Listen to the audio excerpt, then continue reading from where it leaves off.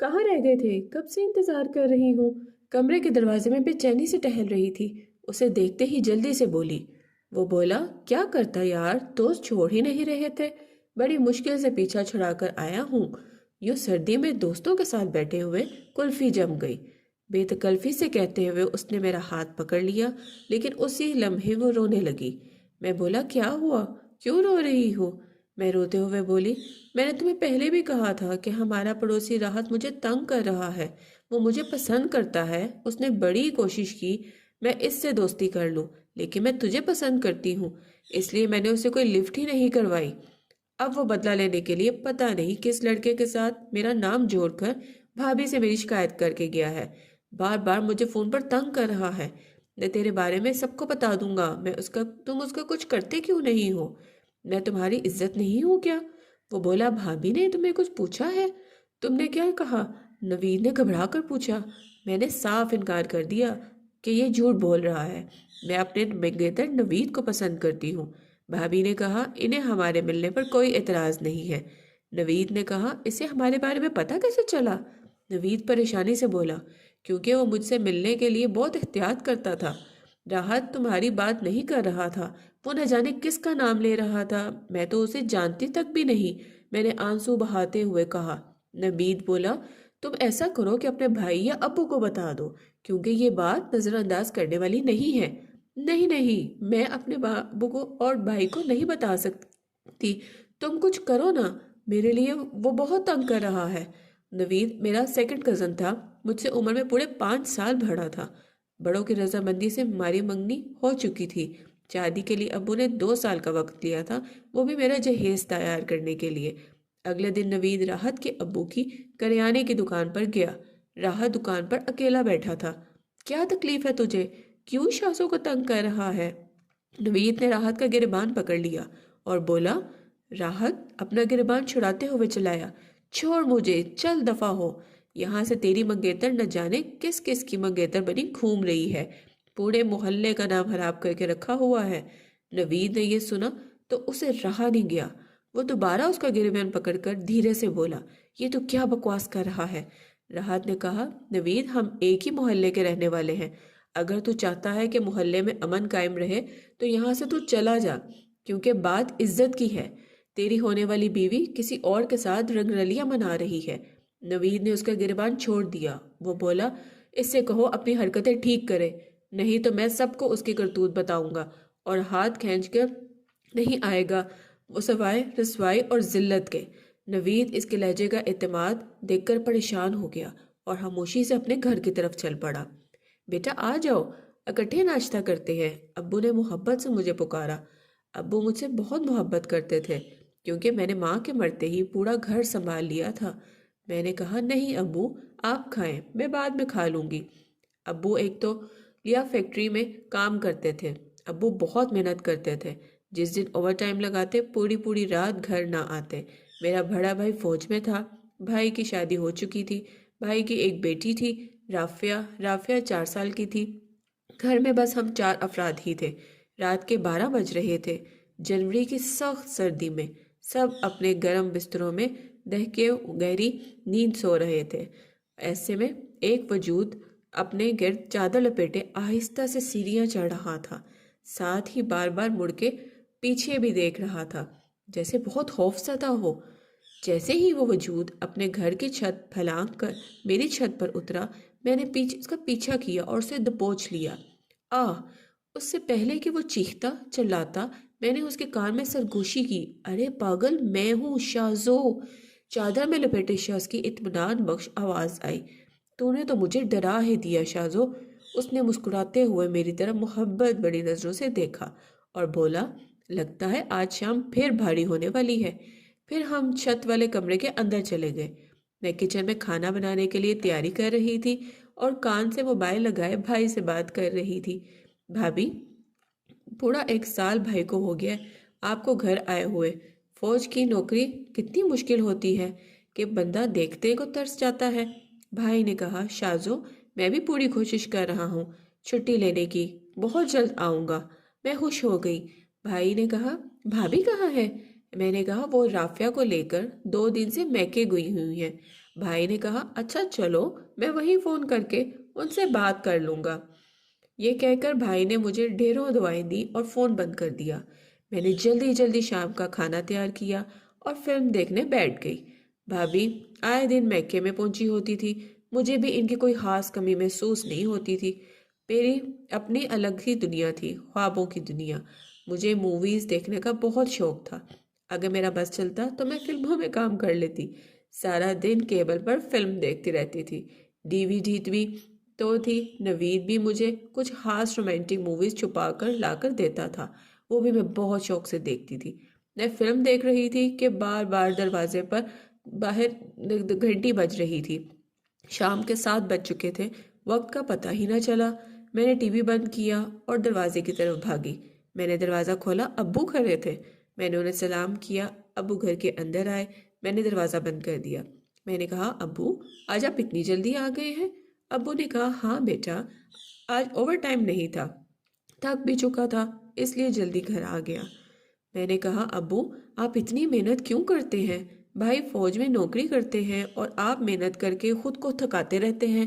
ابو نے کمرے میں بیٹھے ہوئے کہا بس تجھے رخصت کر لوں پھر ریٹائر ہو جاؤں گا، جلدی سے میرے لیے کھانے کے لیے کچھ لے کے آؤ، مجھے بہت بھوک لگی ہے۔ میں نے کہا ابو آپ ہاتھ منہ دھو لیں، میں کھانا گرم کر کے ابھی لائی۔ میں نے راحت سے بات کی لیکن وہ نہیں مانا۔ وہ کہہ رہا تھا کہ میرے تمہارے ابو کو بتائے گا، نوید نے فون پر مجھے بتایا۔ میں بہت پریشان ہو گئی کہ اب کیا کروں۔ نوید نے کہا شازو سچائی کیا ہے، مجھے تم نے سچ سننا ہے۔ میں نے کہا نوید تم مجھ پر شک کر رہے ہو، میں تمہیں ایسی لگتی ہوں؟ نوید نے کہا شازو میں شک نہیں کر رہا، بس میں تم سے کہہ رہا ہوں کہ ہماری بہت جلد شادی ہونے والی ہے، بس تم یہ خیال رکھنا کہ تمہارے پلو سے 2 خاندانوں کی عزت بندی ہوئی ہے۔ یہ کہہ کر نوید نے فون بند کر دیا۔ نوید کو مجھ پر شک ہو گیا تھا، اس کا لہجہ بتا رہا تھا میں اسے شادی کرنا چاہتی تھی، لیکن کسی فیصلے پر پہنچ نہیں رہی تھی۔ میں نے ریسیور اٹھا کر رکھ دیا اور اپنے کمرے میں چلی گئی۔ آج ابو صبح ہی بتا گئے تھے کہ وہ آج اوور ٹائم لگائیں گے اور صبح آئیں گے۔ ابو کے کہنے پر میں نے بھابھی کو گھر آنے کے لیے کہا تو بھابھی نے کہا کہ رافعہ کو بخار ہے، اس لیے وہ 2 دن مزید نہیں آ سکتی۔ ابو بھی بھابھی سے ناخوش تھے کیونکہ وہ مجھے اکیلا چھوڑ کر چلی جاتی تھی۔ دن کے لیے میکے چلی جاتی، کتنے دن گزار دیتی، مگر مجھے بھابھی کے آنے جانے سے کوئی فرق نہیں پڑتا تھا۔ میں گہری سوچ میں گم کرسی پر بیٹھی ہوئی تھی۔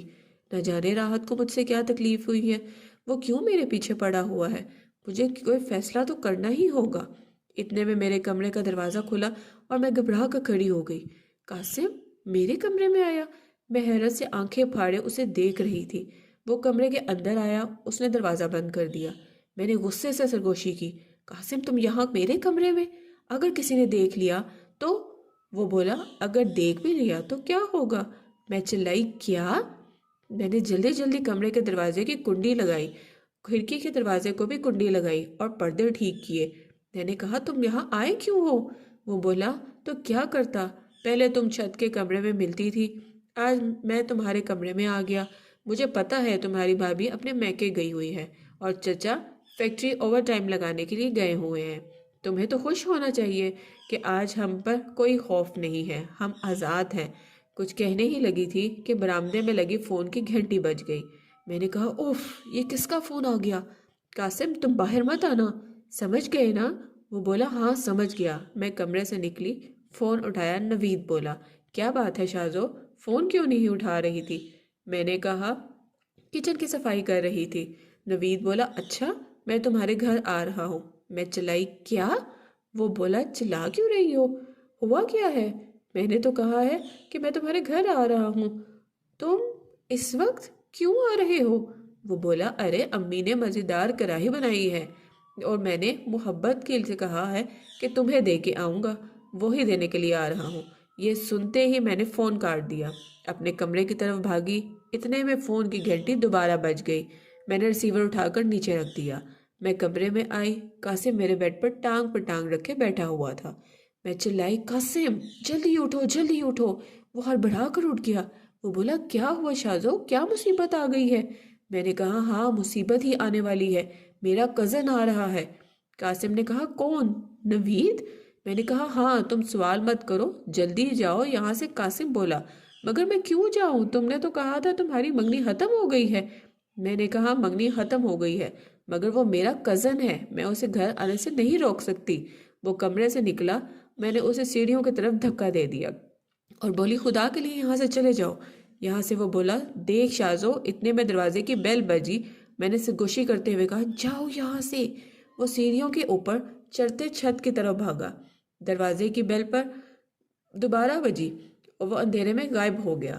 میں تیز تیز قدم اٹھاتی ہوئی دروازے کی طرف گئی۔ میں نے دروازہ کھولا، نوید اندر آیا اور بولا دروازہ کھولنے میں اتنی دیر کیوں کی؟ میں نے کہا وہ میں بس واش روم میں تھی۔ اس نے ڈونگا میری طرف بڑھایا اور بولا امی نے دیا ہے۔ میں نے اسے مسکراتے ہوئے ڈونگا لے لیا اور بولی ارے واہ، مجھے تو کری بہت پسند ہے۔ میں ڈونگا لیے کچن میں آئی، میں نے کری دیچکی میں پلٹا لی اور کچن سے باہر آ گئی۔ نوید میرے کمرے کے اندر بڑے غور سے جھانک رہا تھا۔ میں نے کہا اندر کیا ہے؟ دیکھ رہے ہو جو؟ وہ بولا کچھ نہیں کچھ نہیں، دیکھ رہا ہوں۔ میں نے ڈونگا اسے پکڑا دیا اور بولی ٹھیک ہے اب تم جاؤ۔ میں نے کہا تم اتنی نروس کیوں ہو؟ میں نے کہا نہیں میں نروس تو نہیں ہوں۔ اتنے میں اس نے میرے ماتھے پر 2 انگلیاں پھیری اور مجھے دکھاتے ہوئے بولا اتنی سردی میں تمہیں پسینہ آ رہا ہے؟ میں نے کہا ارے نہیں، میں نے ابھی منہ دھویا ہے اور پانی لگا ہوگا، خشک نہیں کیا نا۔ سردی بھی تو کتنی ہے، گرمیوں میں تو فوراً ہر چیز خشک ہو جاتی ہے۔ نوید بڑے معنی خیز نظروں سے مجھے دیکھتے ہوئے بولا اچھا۔ اس نے میرے کانپتے ہاتھوں پر بھی نظر ڈالی۔ اس وقت مجھے محسوس ہوا کہ میرے ہاتھ کانپ رہے ہیں۔ میں نے اپنے ہاتھوں کو دیکھا اور پھر اپنے دونوں ہاتھ پیچھے کمر کے کر دیے اور بولی اچھا نوید اب تم جاؤ، میری طبیعت کچھ ٹھیک نہیں ہے، میں نے سونا ہے۔ وہ بولا ہاں لگ رہا ہے کہ تم ٹھیک نہیں ہو، اچھا میں چلتا ہوں، تم دروازہ بند کر لو اور آرام کرو۔ میں نے کہا ہاں ٹھیک ہے نوید۔ چلا گیا وہ۔ میں نے دروازہ بند کیا اور پہلے چھت کی طرف بھاگی، یہ دیکھنے کے لیے کہ قاسم چلا گیا ہے یا نہیں۔ میں چھت پر پہنچی، چھت والے کمرے میں بھی دیکھا مگر قاسم نہیں تھا، وہ جا چکا تھا۔ میں نیچے اپنے کمرے میں واپس آئی، میں نے اپنے کمرے کا دروازہ بند کر دیا اور اپنے بستر میں لیٹ گئی اور بربرائی آج تو بچ گئی میں۔ اس دن کے بعد نوید کا رویہ میرے ساتھ قدرے سرد ہو گیا تھا۔ اس نے مجھے فون کرنا بند کر دیا، میں بہت پریشان رہنے لگی۔ اس نے ابو سے بھی ڈھکے چھپے لفظوں میں کہا کہ نوید کے ساتھ شادی نہیں کرنا چاہتی، مگر ابو نے ہنس کر یہ کہتے ہوئے بات ڈالی کہ نوید تو بہت اچھا لڑکا ہے، جب شادی ہو جائے گی سب اچھے لگتے ہیں۔ آج پھر میں نے قاسم کو ملنے کے لیے وقت دیا ہوا تھا، لیکن اب میں اس سے تنگ آ چکی تھی۔ جسے انگلش موویز میں جب ہیروئن کا دل بھر جاتا ہے وہ ہیرو کو کہیں بھی جانے کی اجازت دے دیتی ہے، میں بھی آج یہی کچھ کرنے والی تھی۔ میرا خیال ہے کہ نوید اور قاسم کو سوچ سوچ کر میں تھک چکی ہوں۔ قاسم آج رات پھر اندھیرے میں مجھ سے ملنے کے لیے آیا۔ میں نے کہا دیکھو قاسم، میرے بارے میں تمہیں کہیں سے بھی کوئی بھی افواہ ملے مگر تم نے اس پر کان نہیں دھرنا۔ قاسم نے مسکراتے ہوئے بولا تم فکر ہی نہ کرو، میرا مقصد تھا کہ قاسم کو پہلے پھسلا کر اس سے پیچھا چھڑاؤں۔ چند دن بعد ایک بری خبر سننے کو ملی، نوید نے قاسم کو بہت مارا، یہاں تک کہ قاسم کا ایک گھٹنا نکل گیا۔ لڑائی بڑوں تک جا پہنچی، آخر بات تھانے تک پہنچ گئی۔ پولیس نے اس معاملے کو اپنے حوالے سے لے لیا۔ قاسم اور نوید کا بیان لیا گیا۔ نوید نے کہا کہ اس نے قاسم کو اس لیے مارا ہے کہ اس نے مجھ پر نظر بری ڈالی تھی، جبکہ قاسم نے یہ بیان دیا کہ نہیں ایسا نہیں ہے، نوید کے ساتھ شازو کی منگنی ختم ہو چکی ہے اور وہ مجھ سے محبت کرتی ہے۔ معاملے کی بھنک ابو تک جا پہنچی اور ابو کو بھی یہی بیان دینے کے لیے بلایا گیا تھا۔ پھر وہ دن آ ہی گیا جب پہلی بار ابو کے کانوں میں میرے کردار کی باتیں پہنچی۔ پھر میرے چرچے پورے محلے میں ہونے لگے، ہر ایک کی زبان پر میرا ہی نام تھا۔ سارا محلہ پولیس کے ان انکشافات پر دنگ تھا جو پولیس نے چچا کو بتائے۔ آج میری بھی شامت آ گئی اور میری نظریں جھکی ہوئی تھیں۔ میں کیسی لڑکی سے محبت کر رہا تھا چچا؟ شازو کے کرتوت جان کر سکتے ہیں، میں کیسے یقین کر لوں؟ جس بیٹی کو اور وہ فخر سے دیکھتے ہوئے کہتے تھے کہ یہ وہی معصوم لڑکی ہے، اس کی بھولی والی بیٹی جو دن بھر سر جھکائے باپ بھائی کی خدمت کرتی تھی، جس کے سر سے باپ نے دوپٹہ نہ اترتے کبھی دیکھا، جس محلے والے نے بڑکے میں سختی سے نقاب لگائے کبھی کبھار گھر سے باہر نکلتے ہوئے دیکھا تھا، جس کی مثال لوگ اپنی بیٹی کو دیا کرتے تھے، وہ لڑکی 2 لڑکوں کی مشوقہ تھی، ایک دن ایک کے ساتھ اور دوسرے دن دوسرے کے ساتھ۔ لوگ کانوں کو ہاتھ لگائے استغفار کرتے رہے۔ 3 نام ایک لڑکی کے، باپ کی پیاری بیٹی شازیہ، قاسم کے محبوبہ شازو، اور جو اصل میں شازیہ تھی۔ نوید کی منگیتر شازو، جس کا اصل نام شازیہ تھا، ایک ہی لڑکی کے 3 کردار تھے، جو خود سے جڑے ہر رشتے کو دھوکہ دے رہی تھی۔ شرم کے بارے میں اس وقت زمین میں دھنس رہی تھی۔ جب راحت تھانے میں آیا، ہم سب تھانے میں سر جھکائے بیٹھے تھے۔ راحت نے ایک اور انکشاف کر دیا۔ اس نے بتایا شازو کو کئی مہینے راحت کے ساتھ چکر چل رہا تھا، مگر پھر اس کی نوید کے ساتھ منگنی ہو گئی۔ تب اس نے راحت کو چھوڑ دیا، مگر شازو اپنی فطرت سے باز نہ آئی۔ اس کی دوستی قاسم کے ساتھ ہو گئی۔ اس نے رات کے اندھیرے میں قاسم سے ملنا شروع کر دیا۔ جب راحت کو اس کا پتہ چلا تو وہ شازو کو دھمکانے لگا کہ وہ قاسم کے ساتھ دوستی ختم کر دے، ورنہ سب کو سب کچھ بتا دے گا۔ پہلے تو شازو نے نوید کے سامنے اپنی معصومیت کا رونا رو کر اسے راحت کے خلاف بھڑکا دیا، مگر جب بات نہ بنی تو قاسم کو قتل کر دینے کا بھی کہا، کیونکہ قاسم اسے دھمکیاں دے رہا تھا۔ اگر اس نے قاسم کو قتل کر دیا تو وہ نوید سے رشتہ ختم کر کے دوبارہ اس سے جڑ جائے گی، مگر بات نہیں بنی۔ ادھر نوید کو شازو پر شک ہو گیا۔ اس نے شازو پر نظر رکھنا شروع کر دیا۔ تب سے قاسم کے بارے میں علم ہوا اس سے رہا نہ گیا، اور وہ قاسم کو مارنے کے لیے اس کے گھر ہی جا رہا تھا کہ قاسم اسے رستے میں مل گیا۔ نوید نے غیرت میں آ کر قاسم کو وہی مارنا شروع کر دیا۔ جب پولیس نے شازو سے پوچھا کہ وہ یہ سب کیوں کرتی رہی، شازو نے روتے ہوئے کہا، میں 8ویں کلاس میں تھی جب امی دنیا سے چلی گئی۔ امی کے جانے کے بعد میں پورے گھر کو میں سنبھالتی رہی۔ بھائی کی فوج میں نوکری ہو گئی، وہ آرمی میں چلے گئے۔